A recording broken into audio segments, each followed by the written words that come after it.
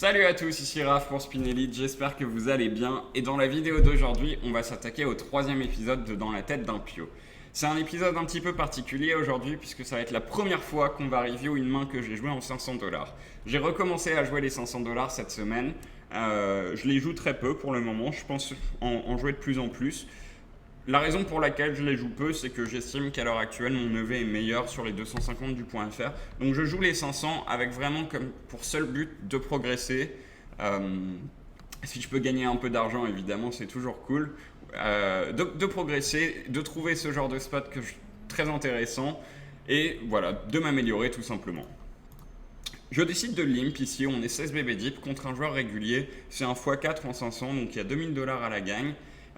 Jusqu'à maintenant, le début du heads up s'est très bien passé, puisque j'ai commencé avec 450 jetons et j'ai réussi à gagner quelques coups et à monter à 840. Donc un début de heads up parfait. Arrive cette main charnière où je limp 8 de suité 16 BB deep.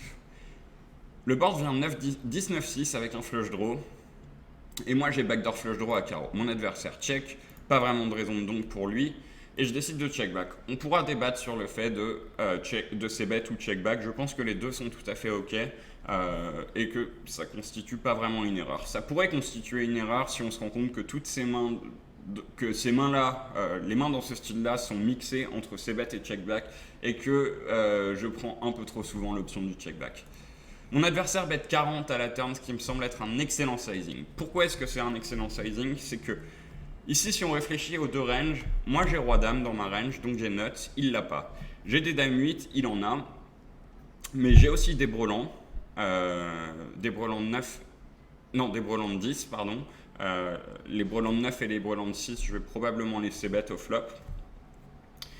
Donc j'ai des brelans, et puis j'ai des bons valets comme Dame Valet, Roi Valet, As Valet. Donc j'ai, je pense, un gros avantage de nuts, et il peut pas se permettre de bet très cher puisque ma range n'est pas capée du tout. Peut-être qu'il pourrait se permettre de faire 3 quarts, mais je pense que vraiment son sizing est excellent. Je décide de raise ici puisque, comme on l'a dit, j'ai des mains très fortes avec lesquelles j'ai envie de prendre de la value. Et du coup, il faut que j'équilibre ces raises avec mes mains très fortes, comme Roi-Dame, Dame 8, Brelan de 9, Brelan de 10, pardon, et quelques bons valets, en particulier Dame Valet. Au niveau du sizing, c'est toujours un peu compliqué de déterminer le sizing. J'ai décidé que je devais faire assez cher, puisque le board est quand même très connecté et que j'ai envie un peu de protéger les mains que je raise en value. Il me colle, la river est un 8, et là je prends une décision un peu particulière, je décide de simplement de bet en fait, alors que j'ai fait une paire à la river. C'est quelque chose qui arrive assez rarement en cash game, je sais pas trop, je joue pas le format, mais en tout cas en spin et en heads up stango 25-10 points, c'est quelque chose qui arrive assez rarement. Les paires sont des mains qui sont très fortes, qu'on a rarement envie de bluff. Il y a des situations où on veut les bluff quand notre adversaire bet river et qu'on peut se permettre de check raise avec une paire plus un bloqueur sur la nuts. Ici c'est un peu différent, mais ce que je me suis dit in game, c'est que si je bluffais pas cette main là, j'avais pas de main moins forte à bluffer et que du coup j'étais un peu obligé de la bluffer. Donc je bet mi-pot, il me colle avec Roi-7, ce qui semble tout à fait ok sur ce sizing là, puisqu'il a fait straight. Il y a plusieurs questions quand même qui se posent sur cette main. La première sur le c-bet, il faudra qu'on vérifie un peu que 8-2 c'est un combo qui peut être check-back assez régulièrement. La deuxième c'est, lui quand il bet 40 et qu'il se fait raise à 140, est-ce qu'il doit vraiment call avec Roi-7? Ça paraît un petit peu loose. Et la troisième question, 3 et 4e question, c'est est-ce que je dois bluff quand moi je fais ma paire river? 4e question, à quel sizing est-ce que le chauve aurait pas été mieux et plus cohérent avec ma range de bet river? Donc voilà, on va se retrouver tout de suite sur PioSolver pour voir ce qu'il en est et essayer d'avoir une réponse claire aux questions qu'on s'est posées. A tout de suite. Et voilà, on se retrouve sur PioSolver et on va essayer de trouver des réponses à nos questions.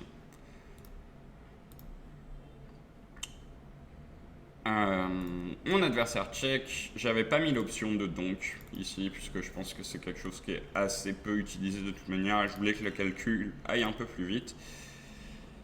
Et j'ai mis l'option de ces bêtes mi-pot simplement. On pourrait réfléchir à ces bêtes 3/4 sur ce board de temps en temps, voire plus.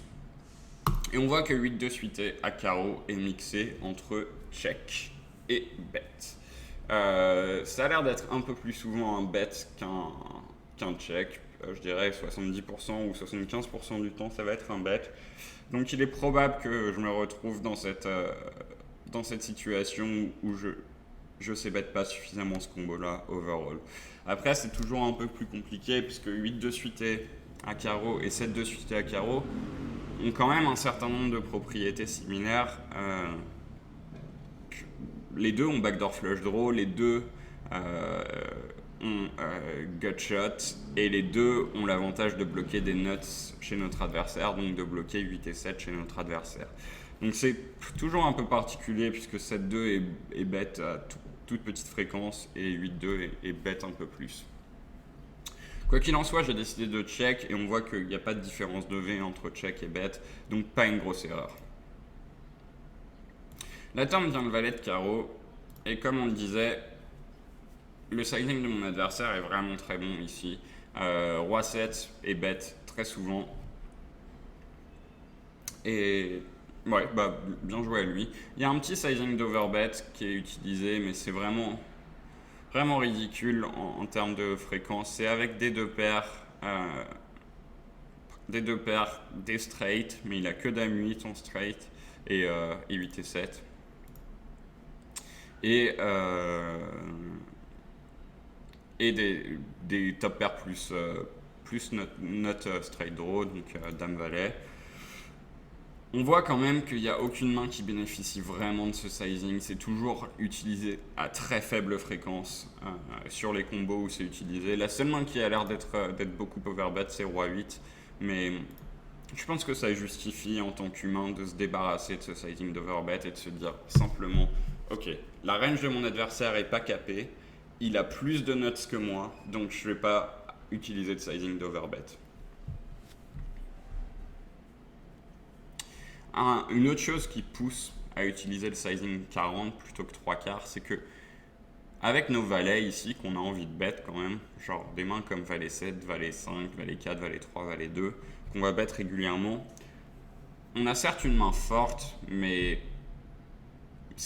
elle est simplement relativement forte, quoi, puisque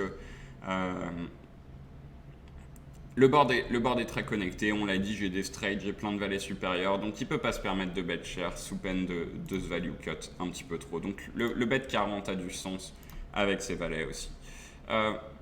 Ici, j'avais dit que j'aurais tendance à check back mes 10, on voit que c'est une erreur. Donc là, on est revenu à l'opportunité pour moi de ces bets ou pas. Les 10, les 9 et les 6, les 3 brelans sont bet 100%. J'aurais probablement check back un peu plus que ça, les 10. Encore une fois, il n'y a pas de grosse différence de V. Sur les 9 et les 6, il commence à y avoir une belle différence de V. Sur les 10, c'est un peu plus close. Mais voilà, j'en aurais check back probablement un petit peu trop. Donc il bet 40. Moi j'ai mis un seul sizing de raise ici, celui que j'ai utilisé.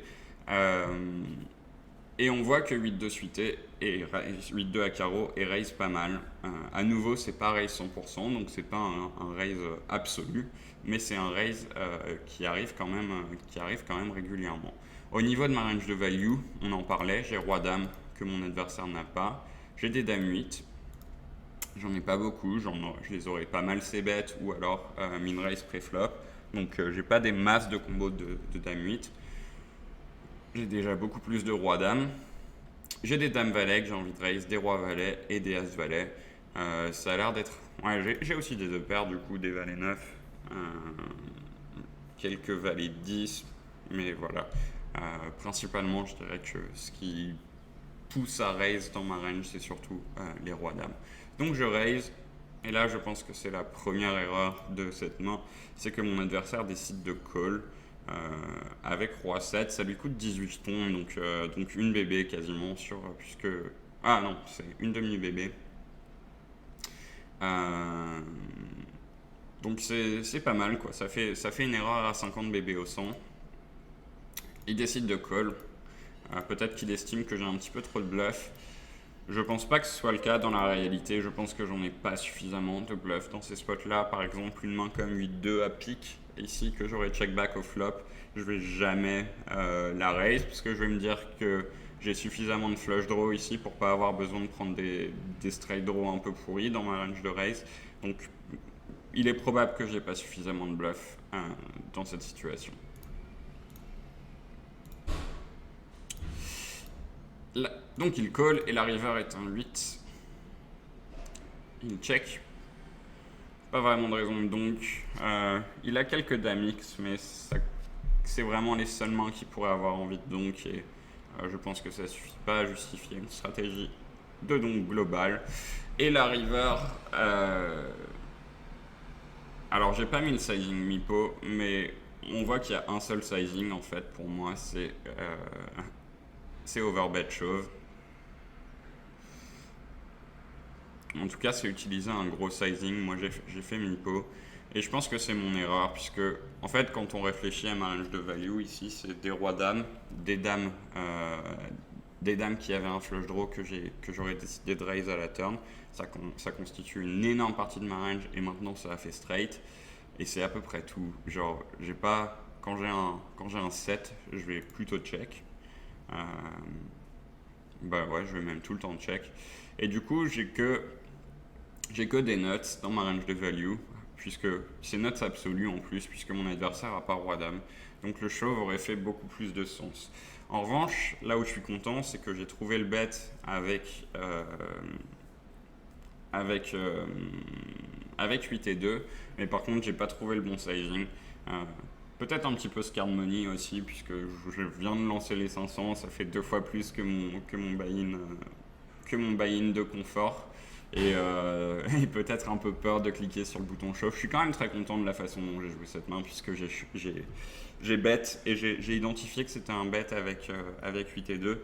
Mais je fais une erreur qui est plutôt dommage. Ce qui est intéressant et que je voulais signaler, c'est que quand je bet shove ici, mon adversaire devrait fold des 7x. Il ne devrait pas avoir roi 7 déjà, mais il devrait fold des 7x. Et ça, je pense que dans la réalité, il n'y a aucun règle qui le fait. Donc, il est probable que trouver ce bluff... Mince. Ouais. Trouver ce bluff avec 8 et 2 ici, parce que sinon, on n'a pas suffisamment de bluff. C'est pas forcément nécessaire contre un field de joueurs réguliers qui va un peu stationner parce qu'ils ont straight et qu'ils ne s'imaginent pas fold straight sans se faire exploiter par leur adversaire. Ici, ce qu'il faut voir, c'est que j'ai énormément de dames X et que c'est ça qui justifie le fold de notre adversaire. Je value jamais moins bien. Je vais pas m'amuser à value brelan ou de pair ici.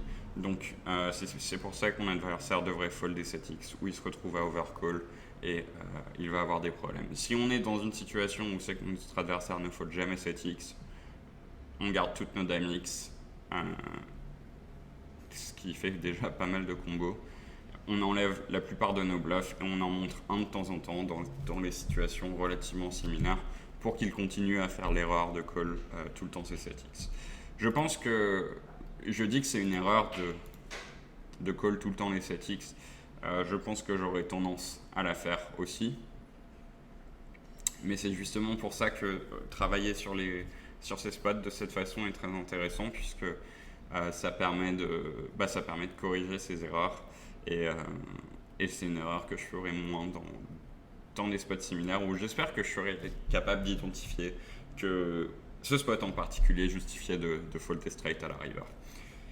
Voilà, c'est tout pour moi pour aujourd'hui. J'espère que cet épisode vous aura plu. J'ai trouvé que le spot était intéressant, donc je me suis dit que j'allais le partager avec vous. On se retrouve la semaine prochaine pour un nouvel épisode de Dans la tête d'un pio. Ce sera le 4e. Peut-être que si vous avez envie d'envoyer une main vous pouvez nous contacter sur Facebook et puis je pourrais faire un épisode de Dans la tête d'un pio sur une main d'un joueur de la communauté. Ça peut être intéressant aussi de mixer un petit peu. Voilà, ciao à tous, bye bye.